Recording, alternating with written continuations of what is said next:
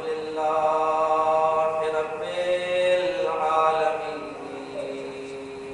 العالمين الحمد لله الذي ذكره شرف للذاكرين وشكره فوز للشاكرين وطاعته نجاة للمطيعين ثم الصلاة والسلام والتحية والإكرام على النبي الأمي العربي الهاشمي القريشي المكي المدني العبقري التهامي السيد البهي السراج المسيء الكوكب الدري صاحب الغارب السكينة المدفون بعرض المدينة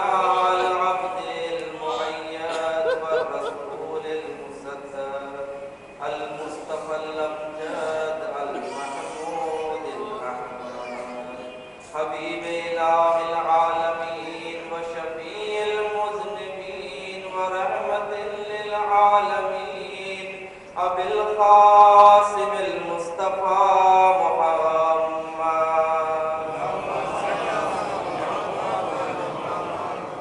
وعلى أهل بيته الطيبين الطاهرين المعصومين المظلومين الذين من وعلاهم فقد وعلى الله ومن أعداهم فقد أعد الله ومن نصرهم فقد نصر الله الذين أذهب الله عنهم الرجس وطهرهم تطهيرا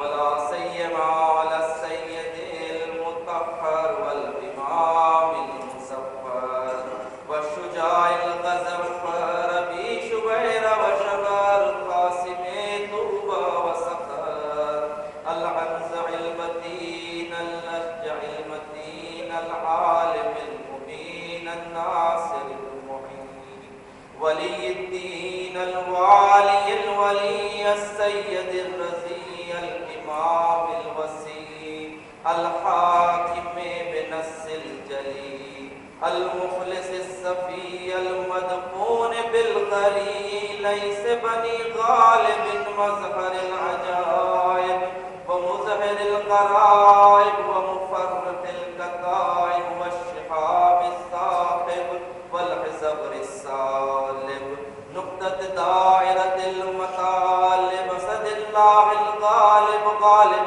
كل غالب ومطلوب كل طالب صاحب المفاخر والمناقب إمام المشارق والمغارب مولانا ومولى الكونين الإمام أبي الحسنين أمير المؤمنين علي بن أبي طالب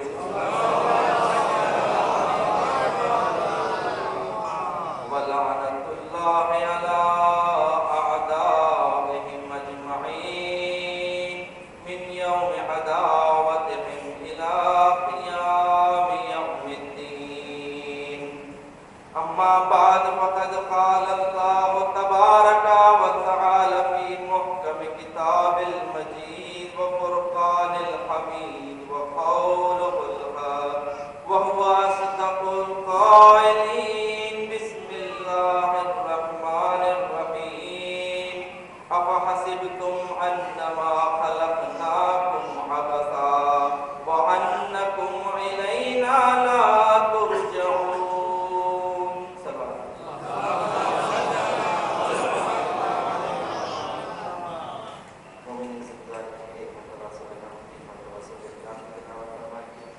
سيداتي الفاطمة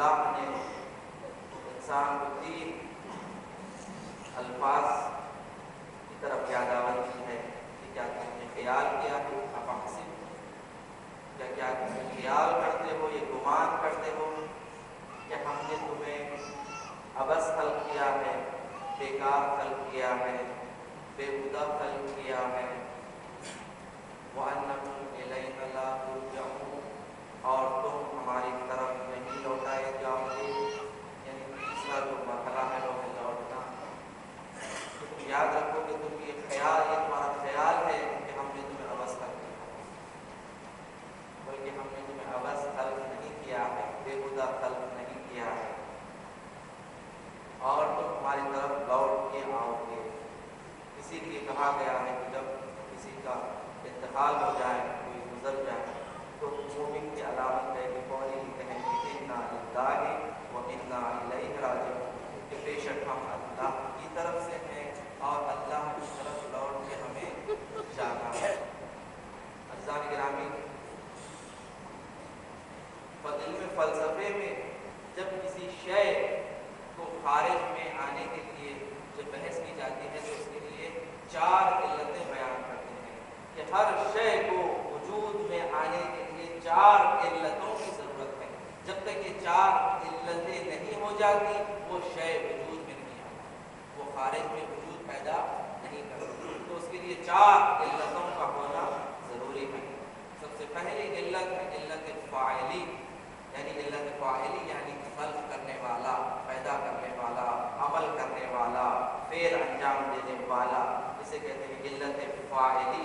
علت فاعلی کا ہونا ضروری ہے، بغیر کسی فعل کے کوئی شے وجود میں نہیں آتی۔ ایک زمانے میں ایک بادشاہ تھا، وہ اللہ کے وجود کا انکار کرتا تھا کہ اللہ کا وجود اس دنیا میں نہیں ہے۔ اس کا وزیر پڑا، اس کو دلائل کے ذریعے ثابت کرتا تھا کہ اللہ کا وجود ہے، اللہ کی تم دنیا کی نظاروں کو کیوں نگاہ نہیں کرتے، یہ پہاڑوں کو، یہ سمندروں کو، یہ زمین و آسمان کو نگاہ کیوں نہیں کرتے، کیا یہ تمہارے لیے دلیل نہیں ہے اللہ کے وجود کے اوپر؟ مگر بادشاہ یہ دلیل کافی نہیں تھی، تو ایک مرتبہ اس وزیر نے یہ کیا کہ جنگل میں ایک بہت بہترین عالی شان محل بنوایا، اور اس محل بنوانے کے بعد بادشاہ کو شکار کے لیے جنگل میں لے گیا۔ جب شکار کے لیے بادشاہ جنگل میں آتا ہے تو جیسے ہی محل کی طرف اس کی نگاہ پڑتی ہے وہ فوری کہتا ہے کہ کیا خوبصورت محل ہے، کس نے اسے بنوایا؟ تو وزیر نے کہا کہ یہ خود بخود وجود میں آ گیا۔ تو بادشاہ یہ کہنے لگتا ہے کہ ایسے کیسے ہو سکتا ہے کہ یہ خوبصورت محل خود بخود وجود میں آ جائے، کوئی اس کا بنانے والا نہ ہو؟ تو اس وزیر نے کہا کہ جب یہ اتنی شاندار دنیا خود بخود وجود میں آ سکتی ہے تو ایک محل کی کیا بات ہے؟ جیسے ہی اس وزیر نے کہا، بادشاہ کہنے لگا کہ میں آج سے اللہ کے وجود کو مانتا ہوں کہ بے شک اللہ کا وجود ہے، کہ جس نے اس کائنات کو بنایا ہے، اس انسانوں کو خلق کیا ہے، بس بغیر کسی خالق کے کوئی شے خلق نہیں ہوتی، بس ہر شے کے لیے خالق کی ضرورت ہے، بنانے والے کی ضرورت ہے، فعل انجام دینے والے کی ضرورت ہے۔ سب سے پہلی علت ہو گئی علت فاعلی، علت فاعلی کا ہونا ہر شے کے لیے ضروری ہے۔ اور دوسری علت ہے علت مادی، اس دنیا میں آنے کے لیے ہر شے کے لیے ضروری ہے کہ وہ مادہ رکھتا ہو، مادہ ہو۔ یعنی اگر انسان کی مثال اگر ہم لے لیں کہ انسان کا مادہ کیا ہے، کس شے سے انسان کو خلق کیا گیا، تو ہم کہہ سکتے ہیں کہ انسان کو خاک سے خلق کیا گیا ہے۔ انسان کا مادہ خاک ہے، خاک سے انسان کو خلق کیا گیا ہے اور خاک کی طرف انسان کو لوٹائی دیا گیا ہے۔ یعنی انسان کا جو جسم ہے خاک سے بنایا گیا اور اسے خاک کی طرف لوٹ جانا ہے۔ اور ایک ہے علت سوری، یعنی علت سوری کسے کہتے ہیں؟ یعنی شکل و صورت دینا۔ ہر شے کے لیے جب مادہ ہو تو اسے شکل و صورت دی جاتی ہے، اس شکل و صورت کے لیے پھر اب اللہ نے اگر انسان کی مثال لے کہ انسان کو انسان بنایا، یعنی انسان کو ایک انسانی شکل عطا کی ہے، بہترین شکل و صورت عطا کی ہے، یہ صورت علت سوری ہے۔ اور چوتھی علت علت غائی، کہ جو جس پر ہمیں بحث کرنا ہے، علت غائی کسے کہتے ہیں؟ علت غائی یعنی علت ہدف، یعنی کس ہدف سے خلق کیا گیا، ہدف کیا ہے، انسان کی خلقت کا ہدف کیا ہے، انسان کو کیوں خلق کیا گیا، انسان کو کیوں اس دنیا میں بھیجا گیا، انسان سے کیا مانگا جا رہا ہے، انسان کو کیا وظیفہ انجام دینا ہے، اسے کہتے ہیں علت غائی۔ یہ چار علتیں ہر شے میں ہونا ضروری ہے. جب تک یہ چار علتیں نہیں ہوتی وہ شے وجود میں نہیں آتی. اسی لیے اللہ نے پروردگار نے اس آیت میں کہا کہ افحسبتم انما خلقناکم عبثا، یا تم یہ خیال کرتے ہو کہ ہم نے تمہیں بیہودہ خلق کیا ہے، ہم نے تمہیں بیکار خلق کیا ہے، یا یہ تمہارا خالق بغیر ہدف کے تمہیں خلق نہیں کیا گیا ہے.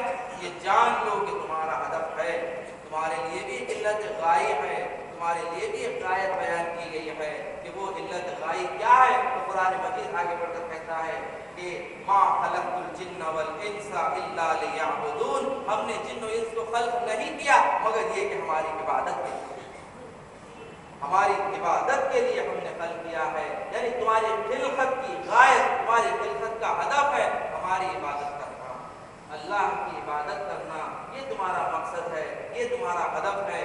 اور اس ہدف کو لے کر تمہیں آگے بڑھنا ہے. جب تک انسان اپنے ہدف کو نہیں پہچانے گا وہ اپنے ہدف کو حاصل نہیں کر سکتا.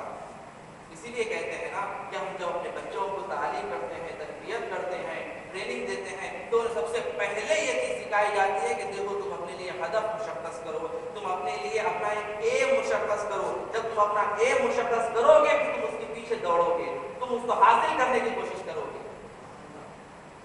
ایک مرتبہ علامہ حلی اپنے بیٹے سے سوال کرتے ہیں کہ بیٹا بتاؤ کہ تم کیا بننا چاہتے ہو؟ تو ان کے بیٹے نے کہا کہ بابا جان میں آپ جیسا بننا چاہتا ہوں. تو علامہ حلی نے کہا کہ پھر تم ایک چھوٹے سے عالم بن جاؤ گے، مجھ جیسا علامہ حلی ذہن نہیں بن سکتے. تو اس بیٹے نے سوال کیا کہ اس کی علت کیا ہے؟ تو علامہ حلی نے کہا کہ تم جانتے ہو کہ میں کیا بننا چاہ رہا تھا، میرا ایم کیا تھا، میرا ہدف کیا تھا، میرا مقصد کیا تھا. اس کے بعد کہا کہ میرا ہدف امام جعفر صادق علیہ السلام، میں نے میرا جو ایم بنایا تھا، میرا جو ٹارگٹ بنایا تھا، میں نے اپنے چھٹے امام کو بنایا تھا. میں ان جیسا بننا چاہ رہا تھا مگر ان جیسا تو کوئی نہیں بن سکتا، مگر علامہ حلی بن جا سکتے، علامہ دہر بن سکتے ہو. تو اپنے ایم مشخص کرو، اپنے ٹارگٹ عالی رکھو، بلند رکھو. جب تک تمہارا ایم نہیں ہوگا زندگی میں تم اس ایم کو حاصل نہیں کر سکتے.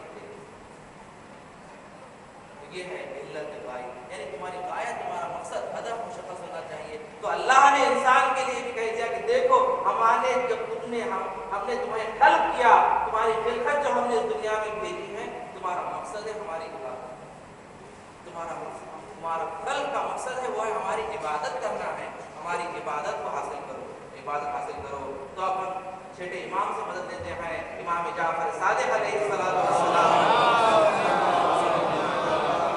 فرمایا کہ اس آیت میں پروردگار نے کہا الا لیعبدون، اس سے مراد الا لیعرفون ہے، یعنی معرفت حاصل کر لو. کیونکہ عبادت نتیجہ ہوتا ہے معرفت کا. جب معرفت آ جاتی خود بخود عبادت آ جاتے ہیں. جب معرفت آ جاتی، جب شناخت آ جاتی خود بخود انسان اس پروردگار کے سامنے جھک جاتا ہے. اگر معرفت حاصل ہو جائے، معرفت پروردگار یعنی معرفت حاصل کرو. ہر شے کی جب تمہیں معرفت حاصل ہو جائے گی پھر تم خود بخود عبادت کرو گے، تم خود بخود اطاعت کرو گے، تم خود بخود فرما برداری کرو گے. تم معرفت الا لیعرفون، یعنی تمہیں خلق نہیں کیا مگر یہ کہ تمہارے معرفت حاصل ہو جائے، عرفان حاصل ہو جائے، یعنی معرفت حاصل ہو جائے. ذالک گرامی، اگر کسی شے کا غایت یعنی شے کی ہدف اور نتیجہ جب حاصل نہیں ہوتا تو ہم زندگی میں اپنی مثال دیکھ لیں. اگر کوئی شے ہمارے پاس جب بیکار ہو جاتی ہے تو یا ہم اسے پھینک دیتے ہیں یا اسے جلا دیتے ہیں. دیکھیں اگر بہترین اگر میوے کا درخت ہی کیوں نہ ہو، اگر یہ میوے کا درخت میوہ دینا چھوڑ دیں، یہ درخت اگر سوکھ جائے تو ہم اسے کاٹ دیتے ہیں اور کاٹ دینے کے بعد اسے جلا دیا جاتا ہے. یہ جلانے کے کام آتا ہے. اگرچہ یہ بہترین میوے کا درخت ہو سکتا ہے مگر یہ جلانے کے قابل ہے، اسے جلا دیا جاتا ہے. اسی لیے اللہ نے جب کہا کہ اگر انسان اپنے ہدف اور اپنے مقصد کو اگر تو حاصل نہیں کرے گا تو یاد رکھ کہ تیرا حال وہی ہوگا کہ جو ایک درخت کا ہو سکتا ہے. اسی لیے کہا کہ یا ایھا الذین آمنوا قوا انفسکم واہلیکم نارا وقودھا الناس والحجارہ، کہ اے ایمان لانے والو اپنے آپ کو بچاؤ اور اپنے اہل اور اپنے خانوادے کو بچاؤ اس آگ سے، اس جہنم کی آگ سے کہ جس کا ایندھن خود لوگ ہوں گے اور پتھر ہوں گے. خود سے لوگوں کو ایندھن بنایا جائے گا. اس طریقے سے آگ لگانے کے لیے کوئی وسیلہ لایا جاتا ہے, لکڑیوں کے ذریعے آگ لگائی جاتی ہے. تو جہنم کی جس کے ذریعے آگ لگائی جائے گی وہ ایسے لوگ ہوں گے کہ جو بے ہدف زندگی کو پیچھے دوڑتے ہیں, یعنی زندگی کا ہدف انہوں نے حاصل نہیں کیا, مقصد حاصل نہیں کیا, غایت حاصل نہیں کی. یعنی اس کے خلق کے لیے ہم نے تمہیں خلق کیا گیا تھا, اگر وہ تم اس کے کام نہیں آؤ گے تو پھر تمہارا کام وہی ہوگا کہ تمہیں جلایا جائے گا, تمہیں ایندھن بنایا جائے گا قیامت کے لیے, جلانے کے لیے. عزیزان گرامی, انسان کا مقصد اور ہدف اللہ نے صریح طور پہ بیان کر دیا, الا لیعبدون, ہماری عبادت کرو, ہماری عبادت کرو. جب عبادت کرو گے تو عزیزان گرامی, اللہ نے انسان کو بےہودہ خلق نہیں کیا ہے, اللہ نے انسان کو اس دنیا کے لیے خلق نہیں کیا بلکہ آخرت کے لیے خلق کیا ہے. یہ دنیا اس کی دائمی زندگی یہاں پر نہیں ہونے والی ہے. انسان کا مقصد اور ہدف اس دنیا میں رہنا نہیں ہے بلکہ کسی اور دنیا کے لیے, بلکہ کسی اور جہان کے لیے انسان کو خلق کیا گیا ہے. انسان اس دنیا سے راہگزر ہے, اس سے گزرنا ہے. کہ دنیا مزرعۃ الآخرہ, یہ دنیا تمہارے لیے مزرعہ آخرت ہے, یعنی آخرت کی کھیتی ہے کہ تم یہاں پر کھیتی کرو, یہاں پر بیج بو اور تم پھل اس دنیا میں پاؤ, اس دنیا میں پاؤ. قرآن مجید میں سورہ اعلیٰ میں پروردگار فرماتا ہے کہ بل تؤثرون الحیات الدنیا والآخرۃ خیر وابقیٰ. یہ یاد رکھو کہ تم دنیا کے پیچھے دوڑتے ہو, دنیا چاہتے ہو کہ دنیا میں رہ جاؤ, دنیا میں طول عمر تمہیں حاصل ہو جائے, مگر یاد رکھو کہ بل آخرۃ خیر وابقیٰ, بل تؤثرون الحیات الدنیا والآخرۃ خیر وابقیٰ. یہ آخرت بہترین ہے اور ابقیٰ ہے, ہمیشہ رہنے والی ہے. آخرت ہمیشہ رہنے والی زندگی کا نام ہے آخرت, کہ انسان کو اس دنیا کے لیے خلق کیا گیا.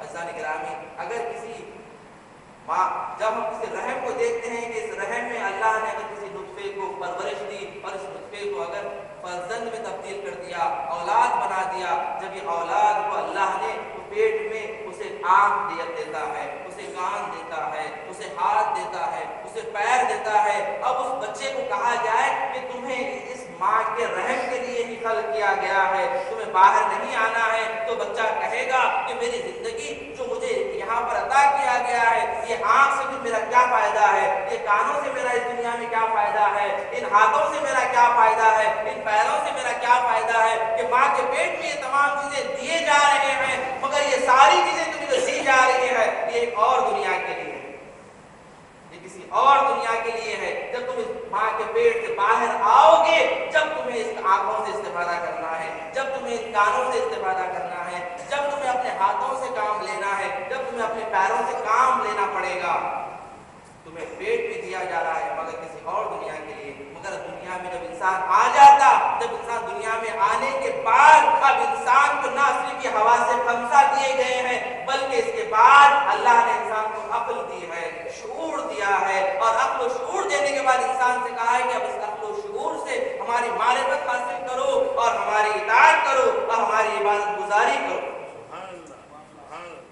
اگر انسان اس دنیا میں آنے کے بعد عقل و شعور سے اگر استعمال نہ کرے, اپنے عقل و شعور کے ذریعے معرفت حاصل نہ کرے اور پروردگار کی تقرب حاصل نہ کرے, تو اللہ جب انسان معرفت حاصل نہیں کرتا, جب انسان کو معرفت حاصل نہیں ہوتی, شعور حاصل نہیں ہوتا, تو روز قیامت اللہ اسے اندھا اٹھاتا ہے, بہرا اٹھاتا ہے.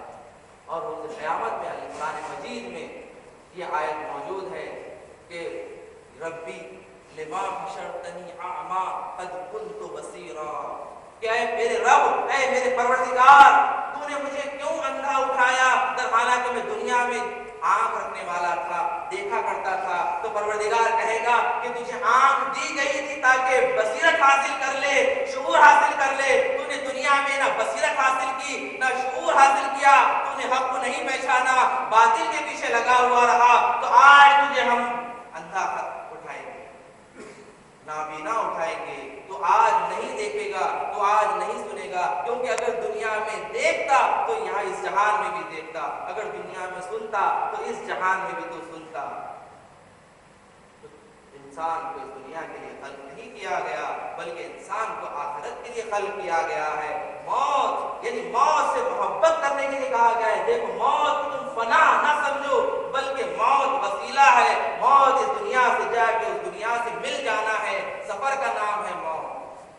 موت ایک سفر کا نام ہے، تمہاری زندگی دائمی کی طرف لے جانے والی کو کہتے ہیں موت۔ والذی خلق الموت والحیات لیبلوکم ایکم احسن عملا، کہ وہ اللہ کے جس نے موت اور حیات کو خلق کیا ہے کہ تم سے امتحان لیا جائے کہ تم میں سے بہترین عمل کون انجام دیتا ہے۔ عزیزان گرامی، یہ ہے بہترین عمل۔ اللہ نے کہا کہ موت کی تمنا کرو، موت سے فرار مت کرو، موت سے گھبراؤ نہیں، موت سے بھاگو نہیں، بلکہ موت اگر اولیاء خدا ہو تو موت کی تمنا کرو۔ سورہ جمعہ میں جب یہودیوں سے کہا گیا کہ قل یا ایھا الذین ہادوا ان زعمتم انکم اولیاء للہ من دون الناس فتمنوا الموت ان کنتم صادقین، کہ اے یہودی تم اگر یہ دعویٰ کرتے ہو کہ اللہ کے اولیاء ہو، اللہ کے چہیتے بندے ہو، اللہ سے محبت کرتے ہو تو موت کی تمنا کرو، موت کی تمنا کرو، مگر تم موت کی تمنا نہیں کرو گے کیونکہ تم نے جو اپنے ہاتھوں کے ذریعے جو اعمال اس دنیا میں بھیجے ہیں تم ہرگز موت کی تمنا نہیں کرو گے۔ عزیزان گرامی، موت کی تمنا کو اللہ نے اس آیت میں کہہ دیا کہ اولیاء خدا ہی موت کی تمنا کرتے ہیں، جو اللہ کے دوست ہوتے ہیں، جو اللہ کے ولی ہوتے ہیں وہ موت کی تمنا کرتے ہیں۔ تو پھر آپ دیکھیں کہ میرا مولا کائنات علی ابن ابی طالب علیہ السلام واللہ لابن ابی طالب اعنف بالموت من طفل بصدی امہ، کہ اللہ کی قسم علی ابن ابی طالب موت سے ایسے محبت کرتا ہے جیسے ایک بچہ اپنے ماں کے سینے سے محبت کرتا ہے۔ وہ علی ہے کہ جو موت کو فوت سمجھتا ہے، فیض سمجھتا ہے۔ جب ضربت پڑی تو سب سے پہلے جملہ یہ کہا کہ فزت ورب الکعبہ، کہ آج علی کامیاب ہو گیا۔ یہ اولیاء خدا کی علامت قرآن نے بتائی ہے کہ موت کی تمنا کرتے ہیں، موت کو فوت سمجھتے ہیں۔ عزیزان گرامی، جب انسان اولیاء خدا بن جاتا، ولی خدا بن جاتا تو اس ولی خدا کا ذکر کرنا عبادت ہو جاتا ہے، اس ولی خدا سے محبت کرنا عبادت ہو جاتی ہے۔ اسی لیے پیغمبر اسلام نے کہا ذکر علی ابن ابی طالب عبادت۔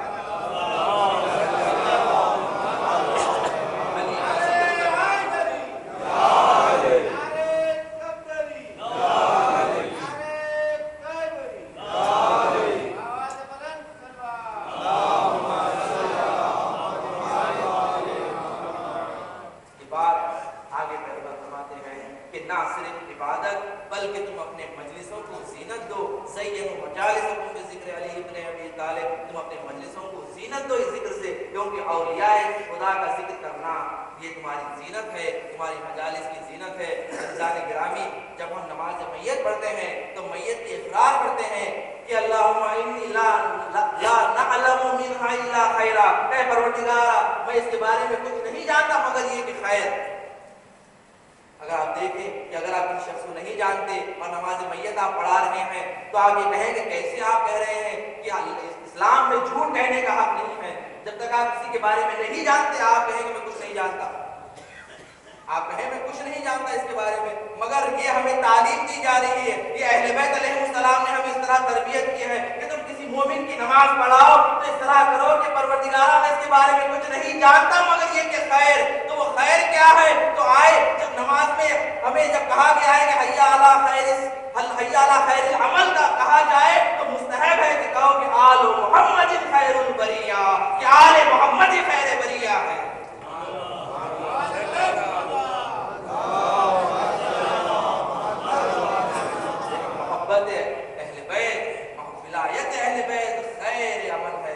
جب خیر عمل کسی میں آ جاتا ہے اب آپ کو پوچھنے کی ضرورت نہیں ہے کہ یہ نمازی ہے یا نہیں، یہ روزے دار ہے یا نہیں، اس نے حج انجام دیا یا نہیں، یہ اہل خمس تھا یا نہیں، بس ولایت آ جائے تو یہ اہل خیر ہو جاتا ہے۔ پھر کہو کہ اللہم انا لا نعلم منہا الا خیرا، کہ ہم اس کے بارے میں کچھ نہیں جانتے تھے مگر یہ کہ یہ خیر تھی، اس کے اندر ولایت تھی، ولایت کی محبت تھی،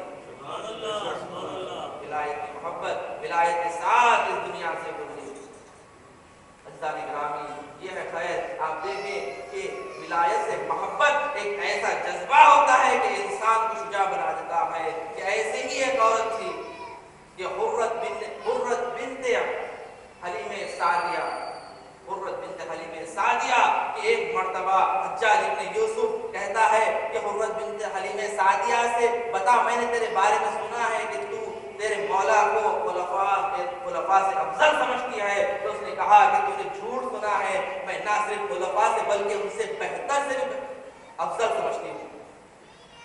تو فوری حجاج سوال کیا کہ بتا ان سے بہتر کون ہے، خلفاء سے بہتر کون ہے کہ ان سے بھی افضل سمجھتی ہے تو اس نے کہا کہ بہت ہے، جیسے آدم، نوح، لوط، ابراہیم، موسیٰ، عیسیٰ، داؤد، سلیمان. جیسے ہی حجاج بن یوسف نے سنا غضبناک ہوا، کہا کہ اگر تو نے اپنی اس بات کو ثابت نہیں کیا یہی میں تیری گردن اڑا دوں گا، اسی تلوار سے تیری گردن اڑا دوں گا. اس نے کہا کہ سن کس طرح میرا مولا آدم سے افضل ہے. قرآن مجید میں پروردگار نے کہا فَعَصَىٰ آدَمُ فَغَوَىٰ کہ آدم نے عصیان کی اور شیطان نے بھٹکا دیا آدم کو. یہ آدم تھے، اللہ کے نبی تھے، کر کے اولا ہو گئی ان سے. مگر میرے مولا کے بارے میں قرآن مجید میں سورہ دہر میں اللہ نے فرمایا کہ جب 3 دن روٹیاں خیرات کی تو ان کے لیے آیتیں نازل ہو گئی کہ وہ تمہارے امور کو اللہ تمہارا مشکور ہے، اللہ تمہارے کاموں کا شکریہ ادا کرتا ہے. یہ میرا مولا تھا کہ آدم کے مقابل میں اس طرح کہا کہ اچھا بتا کہ کس طرح نوح اور لوط سے افضل ہے تیرا مولا. کہا کہ سن، جب نوح اور لوط کے لیے اللہ نے قرآن مجید میں کہا کہ ضرب اللہ مثلا امرأۃ نوح و امرأۃ لوط، ضرب اللہ مثلا للذین کفروا امرأۃ نوح و امرأۃ لوط کہ اللہ مثال دیتا ہے وہ لوگوں کے لیے کہ جو کفران کرتے ہیں. نوح کی بیوی اور لوط کی بیوی کی مثال دیتے ہیں. عزیزان گرامی میں یہ کہتا چلوں کہ آیتیں اس آیتوں کے ذیل میں ہے کہ جہاں پر ازواج نبی کو اللہ توبیخ کر رہا ہے کہ تم نبی کو اذیت مت کرو، نبی کو ستاؤ نہیں. اگر تم نبی کو ستاؤ گے تو اللہ تمہاری مثال بھی جیسے بنا دے گا.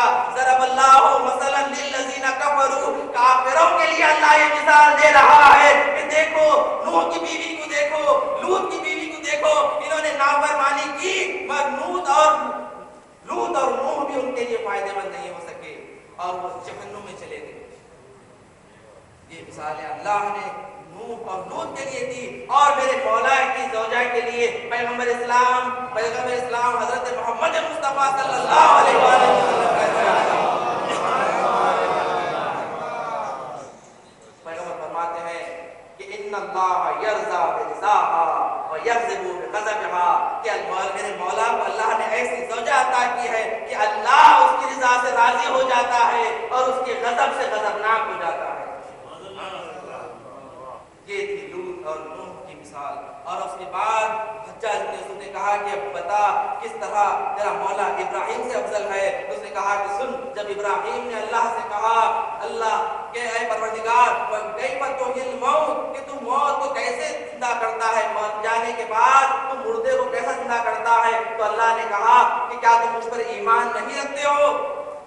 تو حضرت ابراہیم نے کہا کہ بل ولیکن لیطمئن قلبی مگر میں چاہتا ہوں کہ میرے قلب کو اطمینان حاصل ہو جائے، میرے قلب کو اطمینان حاصل ہو جائے. مگر میرا مولا وہ تھا کہ اس نے کہا کہ لو کشف الغطاء لما یزداد الیقین اگر میرے سامنے سے پردے بھی ہٹا دیے جائے تو علی کے ایمان میں ذرہ برابر اضافہ نہیں ہوگا، ذرہ برابر اضافہ نہیں ہوگا.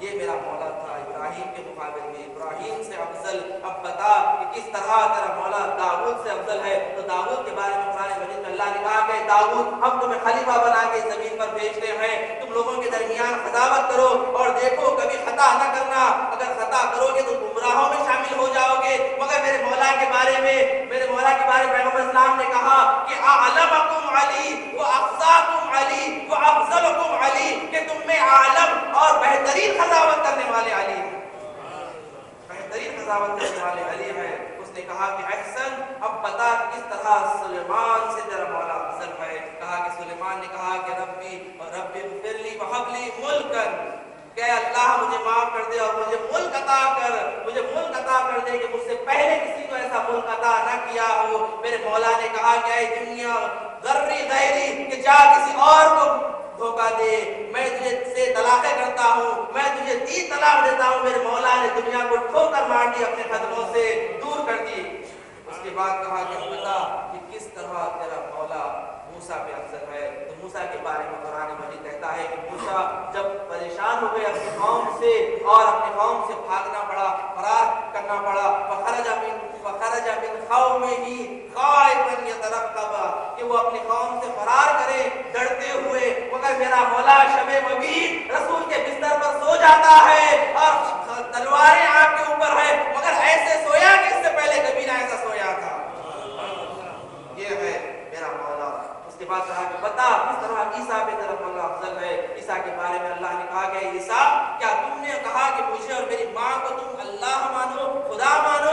تو عیسیٰ نے کہا کہ پروردگار ہم نے ہرگز ایسا نہیں کہا، بلکہ ہم ایسے لوگوں کو تیری ذمہ داری کرتے ہیں، آخرت میں تو ان کے بارے میں جو چاہے فیصلہ کر۔ میرا مولا وہ ہے کہ جس نے غلو کیا ہے، جس نے میرے مولا کو خدا سمجھا ہے، اسی دنیا میں انہیں جہنم حاصل کیا۔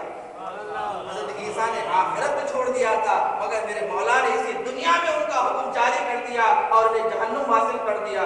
عزیزان گرامی، یہ مولا کائنات تھے، یعنی اولیاء خدا کی محبت جب حاصل ہو جاتی ہے یہ علامت ایمان ہو جاتی ہے، یہ ایمان سے محبت ہو جاتی ہے۔ اس لیے پیغمبر اسلام نے کہا کہ لو اجتمع الناس علی حب علی ابن ابی طالب لما خلق اللہ النار، اگر سارے لوگ محبت علی پر جمع ہو جاتے تو اللہ ہرگز جہنم کو خلق نہ کرتا، محبت علی میں جمع ہو جانا۔ عزیزان گرامی، یہ محبت علی اور آل علی ہے کہ انسان کو کامیابی عطا کر سکتی ہے، کامرانی عطا کر سکتی ہے۔ عزیزان گرامی، زیارت امام حسین علیہ السلام کے بارے میں ہے کہ جو شخص زائر امام حسین ہوتا ہے، امام حسین علیہ السلام کی زیارت کرتا ہے، اس سے فشار قبر اور عذاب قبر دور رہتا ہے۔ یہ روایتوں کے ذریعے ثابت ہے۔ اسی واقعے میں کہتے ہیں کہ دو دوست تھے، یزد میں رہتے تھے، کہ دونوں دوست آپس میں ایک ساتھ بڑے ہوئے۔ جب بڑے ہونے کے بعد ایک صالح بن گیا اور ایک فاسق ہو گیا تھا۔ تو ایک مرتبہ صالح شخص یعنی جو نیک تھا، اس نے اپنے دوسرے دوست کو خواب میں دیکھا کہ وہ دنیا سے گزر گیا، اور دنیا سے گزرنے کے بعد اس نے اس کی حالت دیکھی، کہا کہ بڑے نعمتوں فراوان میں موجود ہے۔ تو اس نے کہا کہ یہ تیری کیا عمل تھا کہ تجھے اللہ نے یہ نعمت عطا کی؟ تو اس نے کہا کہ میرا عمل کچھ نہ تھا، بلکہ جب سے مجھے موت آئی میں بڑے عذاب میں تھا، عذاب مبتلا تھا، بڑے سخت عذاب میں تھا، مگر ایک مرتبہ ایک عورت کو یہاں پر قبرستان میں دفن کیا گیا۔ جیسے ہی اسے قبر میں دفن کیا گیا، 3 مرتبہ میرا مولا حسین ابن علی علیہ السلام نفس نفیس تشریف لاتے ہیں۔ لانے کے بعد جب آخری مرتبہ تشریف لانے کے بعد کہا کہ اس قبرستان سے عذاب اٹھا لیا گیا، سارے قبرستان سے عذاب اٹھا لیا گیا۔ اس کے بعد سے اپنا مجھ پر عذاب ہے، نہ کوئی سوال ہے، اب میں بھی راحتوں میں ہوں۔ مگر ہم نے جب معلوم کیا کہ اس عورت کا کیا ایسا عمل تھا کہ جس کی وجہ سے سارے قبرستان سے عذاب اٹھا لیا گیا، تو کہا کہ یہ عورت زیارت عاشورہ پڑھا کرتی تھی، زیارت عاشورہ بڑی مداومت کر کے پڑھا کرتی تھی۔ یہ زیارت عاشورہ کی تعبیر تھی۔ عزیزان گرامی، علامہ امینی کے بارے میں ایک نقل ہے کہ علامہ امینی کی جو الغدیر لکھی ہے، انہوں نے ولایت علی ابن ابی طالب کو ثابت کیا ہے۔ الغدیر کتاب میں آج دنیا میں بڑی معروف ہے، انہوں نے بڑی رحمت کی، غدیر کو اہل سنت کے منابع سے ثابت کیا ہے۔ اب آج بھی اہل سنت غدیر کو انکار نہیں کر سکتا۔ یہ اپنے بیٹے کے خواب میں آ کے کہتے ہیں، دیکھتے ہیں کہ ان کا بیٹا یہ بڑے نعمتوں میں فراوان نعمتوں میں ہے، تو بیٹے نے سوال کیا کہ بابا جان یہ آپ کی الغدیر نے آپ کو یہ مقام عطا کیا ہوگا؟ کہا کہ نہیں، ہرگز الغدیر کا یہ علامت نہیں ہے، بلکہ یہ زیارت عاشورہ کی کہ جو میں مداحمت کرتا تھا کہ جس کی وجہ سے اللہ نے مجھے یہ مقام عطا کیا ہے۔ زیارت عاشورہ پڑھا کرے۔ عزیزان گرامی، ایک مرتبہ امام زمانہ رضی اللہ تعالیٰ عنہ شریف سے ملاقات جب ہوتی ہے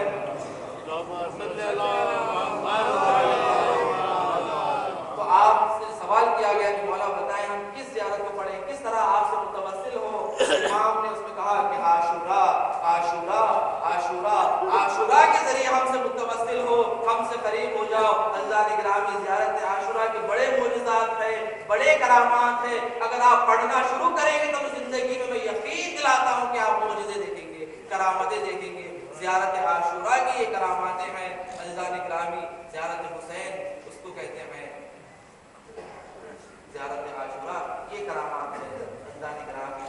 آج جس مومنہ کی مجلس ہے وہ بڑی بہترین, ہم دنیا میں دینداری میں دونوں میں بہترین نمونہ تھی, بہترین نمونہ تھی. ہم دنیا میں اس قدر محنتی اور تلاش کرنے والی, اسی طرح دینداری میں بھی بڑی نیک اور پاکیزہ تھی. بڑی نیک عورت تھی, اس دنیا سے گزر گئی.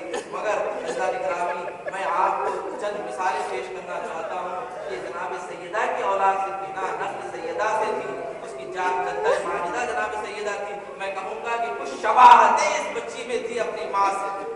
وہ یہ تھی کہ اپنی ماں کی طرح بڑی کم سنی میں اس دنیا سے گزر گئی, بڑی کم سنی میں گزر گئی. مگر عزیزان گرامی میں کہوں گا اس مومنہ سے کہ جب تیری ماں جدہ ماجدہ اس دنیا سے گئی, 18 سال کی تھی, عصا کا سہارا لیا کرتی تھی, عصا کے ذریعے چلا کرتی تھی.